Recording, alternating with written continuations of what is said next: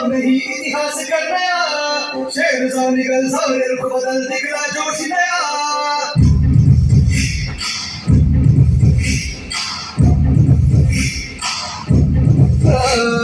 झुकना नहीं इतिहास कर नया, शेर सा निकल सारे रुख बदल दिखला जोश नया।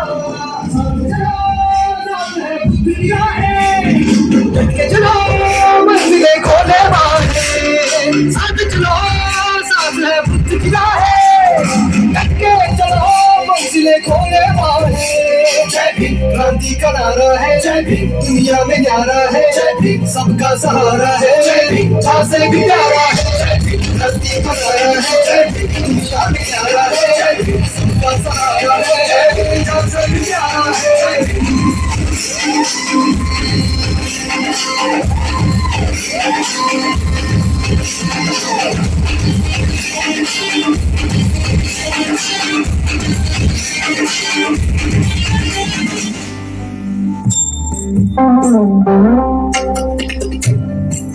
अम्बेडकर एक युग, एक क्रांति, एक सोच, एक परिवर्तन है। अंबेडकर संविधान भी है, विधान भी है और निदान भी है। समय की सीमाओं से परे, वक्त से पहले की सोच है अम्बेडकर। भीमराव रामजी अम्बेडकर, जिन्हें हम प्यार से बाबा साहेब अम्बेडकर भी बुलाते हैं, इनका जन्म एक मराठी कबीरपंथी परिवार रामजी मालोजी सतपाल और भीमाबाई के घर 14 अप्रैल 1891 में मध्य भारत प्रांत में स्थित महू नगर सैन्य छावनी में हुआ, जो कि अब मध्य प्रदेश में आता है। अम्बेडकर अपने माता पिता की 14वीं और अंतिम संतान थे।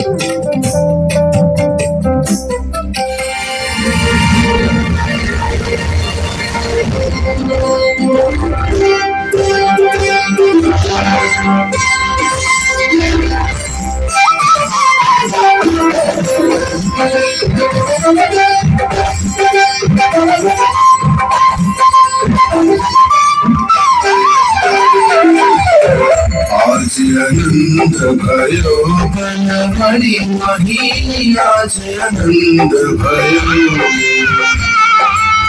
आज आनंद भयो बन बड़ी महीनी, आज आनंद भयो,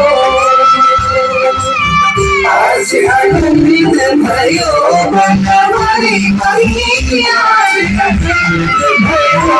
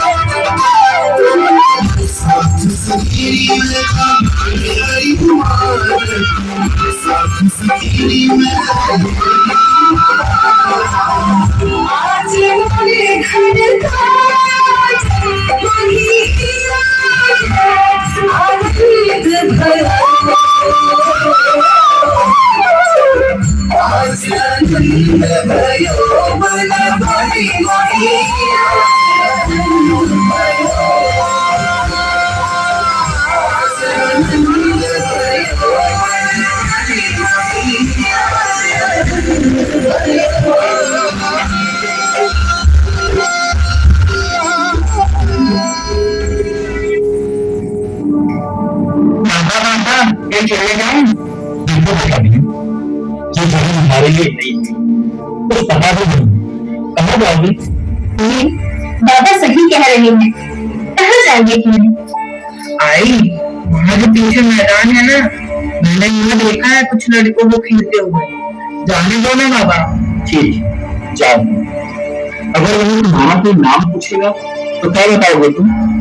जो नाम है वही बताऊंगा। भीमराव सतपाल नहीं, भीमराव सतपाल नहीं, भीमराव अम्बावडेकर। भीमराव अम्बावडेकर? अच्छा, ये नाम है। हाँ, भीमराव अम्बावडेकर। बाबा, आप अपने नाम के आगे सतपाल लगाते हो, तो मुझे भी सतपाल लगाना चाहिए ना। भीम के क्योंकि हम अंबावली गांव के रहने वाले हैं। हमारे नाम के साथ हमारे गांव का भी नाम रोशन होना चाहिए। अच्छा, अब मैं भीमराव अंबावड़ेकर क्यों जाता है? जन्म का सच नाम बदलने से नहीं छिपेगा धीमा के बाबा। पौधे जब तक छोटे रहते हैं उन्हें घेरे में बचाकर रखने की जरूरत पड़ती है भीम की आई, ताकि बड़े होकर अपने बल पर खड़े हो सकें। भीमराव अंबावड़ेकर से बाबा साहेब अम्बेडकर बनने का सफर इतना आसान नहीं था। उनका ये सफर कठिनाइयों और संघर्षों से भरा था, और जो सबसे बड़ा संघर्ष था वो था समान शिक्षा प्राप्त करने का। बाबा, अरे भीमा, तुम विद्यालय से जल्दी कैसे आ गए? छुट्टी जल्दी मिल गई क्या? बाबा, हम उस विद्यालय में नहीं पढ़ेंगे। क्यों? हमें बाहर बैठकर पढ़ाई करने के लिए बोल रहे हैं। और जब मैंने पूछा कि गुरुजी बाहर कुछ सुनाई नहीं दे रहा, तो गुरुजी ने बोला पढ़ लिख कर भी कौन सा बैरिस्टर बन जाएगा। बाबा, हम विद्यालय नहीं जाएंगे। भीमा, तुम विद्यालय नहीं छोड़ोगे। देखो बेटा, अगर तुमने विद्यालय छोड़ दिया, पढ़ाई छोड़ दी, तो कभी आगे नहीं बढ़ पाओगे। और बाबा, विद्यालय में बाकी लड़के भी हमें अपने साथ नहीं बैठने देते। ऐसा क्यों? बेटा, वो सब अज्ञानी हैं और तुम इन सब का जवाब शिक्षा ग्रहण करके दे सकते हो। बाबा, शिक्षा क्या है? बेटा, शिक्षा आत्मज्ञान है, सांसारिक ज्ञान है, व्यावहारिक ज्ञान है। शिक्षा धर्म अधर्म का भेद बताती है। और बाबा, धर्म क्या है? बेटा, एक ही धर्म है दुनिया में, इंसानियत। इंसान से प्यार करो, जीव से प्यार करो, सभी का सम्मान करो। बाबा, और बाहर तो ऐसा नहीं होता। मुझे साथ नहीं बैठने देते, ना खेलने देते हैं। भीमा, अगर तुमने सच्ची शिक्षा ग्रहण की तो एक दिन ये समाज, देश और दुनिया तुम्हारे इशारों पर चलेगी, तुम्हारी ही सुनेगी। तुम इस देश का नेतृत्व करोगे। बस तुम मन लगाकर पढ़ाई करो। तुम्हारे रास्ते पर अनेक कठिनाइयां आएंगे, पर तुम कभी हार मत मानना। हाँ बाबा, मैं शिक्षा ग्रहण करके बदलूंगा देश की दिशा। मैं दिलाऊंगा सबको न्याय।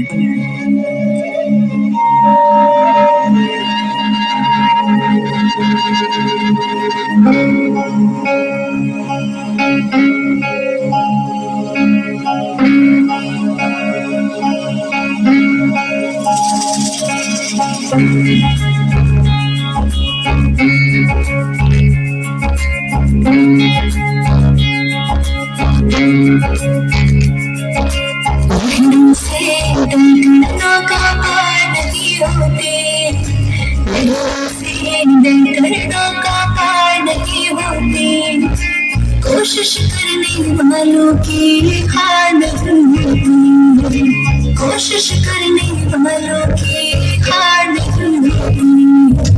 मेहनत से करना का पार नहीं होती, मेहनत से करना का पार नहीं होती। कोशिश करने वालों की हार नहीं होती, कोशिश करने वालों की हार नहीं होती।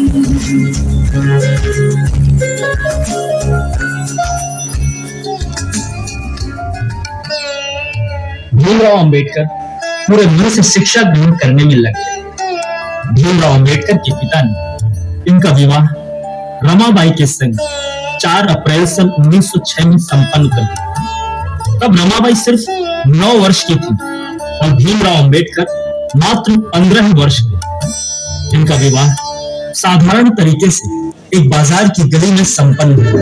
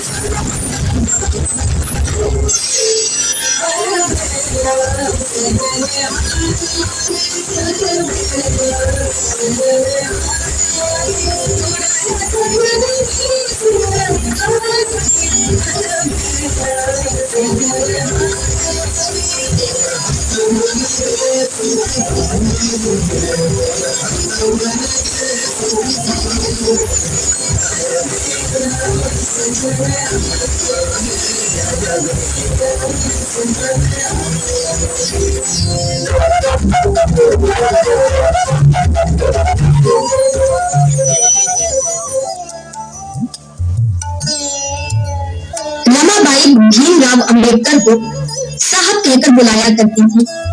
रमाबाई ने अंबेडकर की महत्वाकांक्षाओं का पूरा समर्थन किया और उन्होंने उन्हें विदेशों में उच्च शिक्षा ग्रहण करने के लिए भी प्रोत्साहित किया। भीमराव अम्बेडकर अपने लक्ष्य की ओर बढ़ रहे थे और उनका लक्ष्य था उच्च शिक्षा ग्रहण करके देश और समाज की दिशा बदलना, सबको न्याय दिलाना। इसी बीच रमाबाई लंबी बीमारी के चलते 27 मई 1935 को मात्र 37 वर्ष की उम्र में परलोक सिधार गई।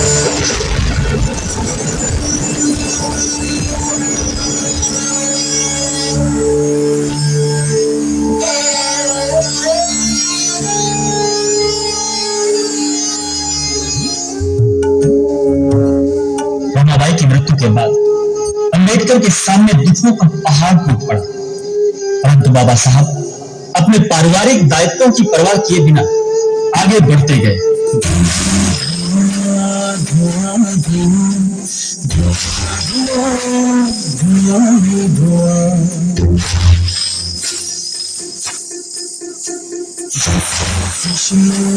दिशाओं की बहान हो गई दिशाओं की।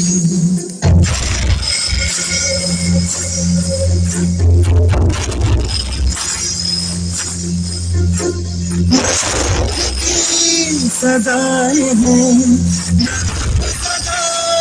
अजान की, जमीन को आसमान की।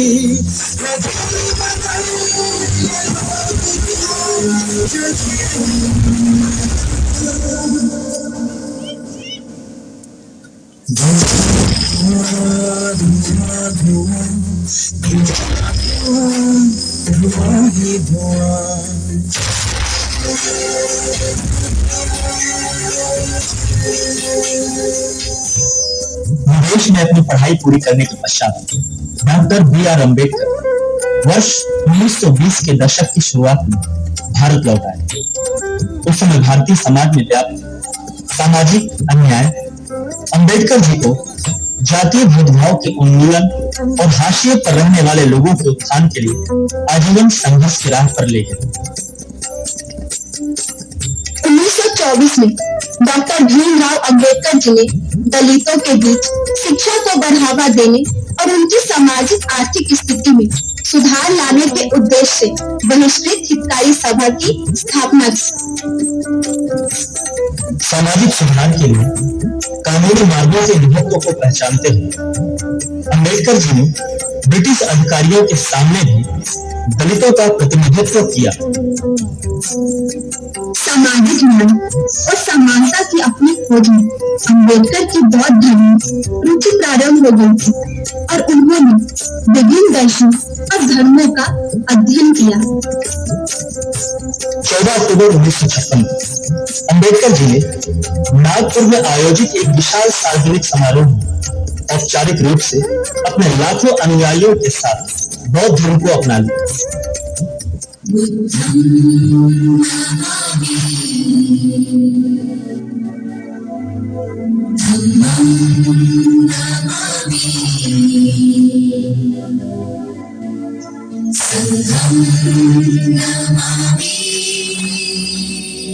नमो तस्स भगवतो अरहतो समा समुदास बुद्धं शरणं गच्छामि धम्मं शरणं गच्छामि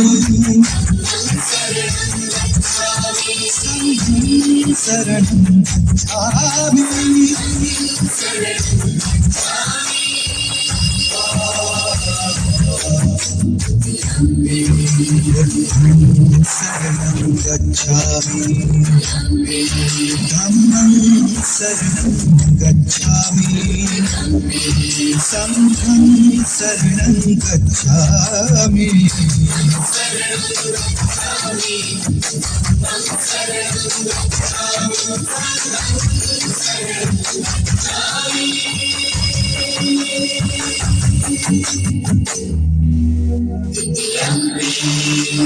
शरणं गच्छामि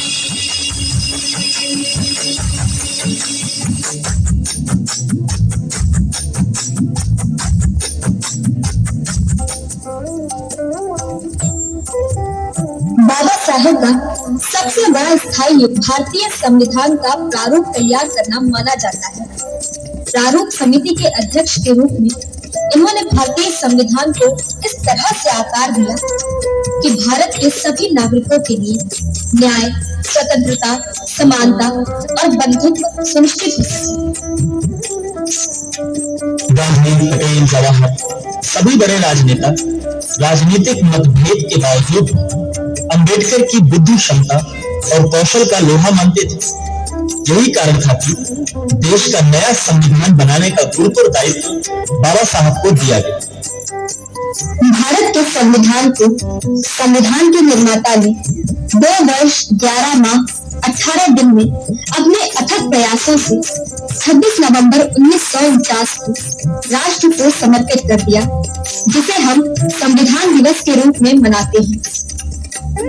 समानता का अधिकार, सभी को शिक्षा का समान अधिकार, मानव अधिकार, नारी शिक्षा का अधिकार आदि ये सभी अंबेडकर की देन है।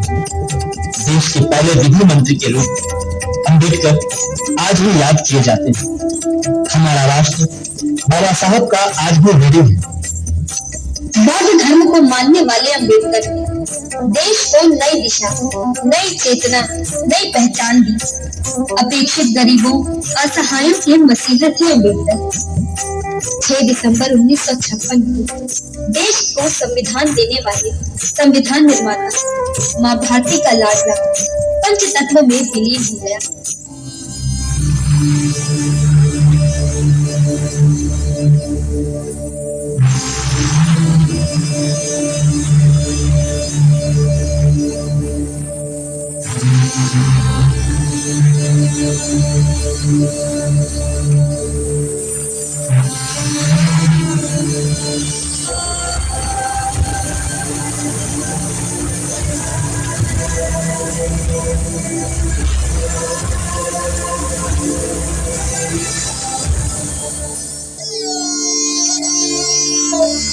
अंबेडकर तब भी थे, आज भी हैं, और जब तक ये राष्ट्र रहेगा, संविधान रहेगा, अंबेडकर रहेंगे।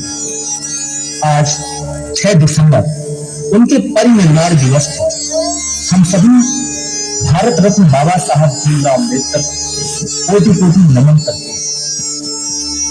मोदी गांधी से आज यही सुधारा है। संविधान हमारा, अम्बेडकर हमारा। राष्ट्र संविधान का है तू ही शिल्पकार, तूने ही सिखाया है समानता का साथ,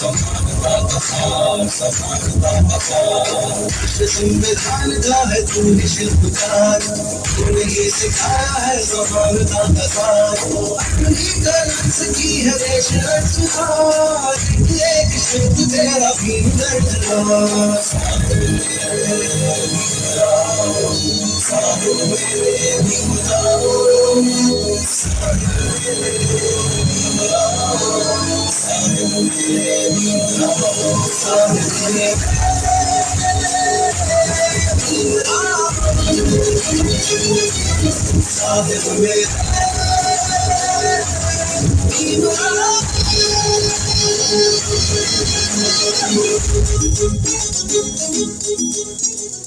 देश की अखंडता, संप्रभुता, राष्ट्रीयता का प्रतीक भारतीय संविधान की जय।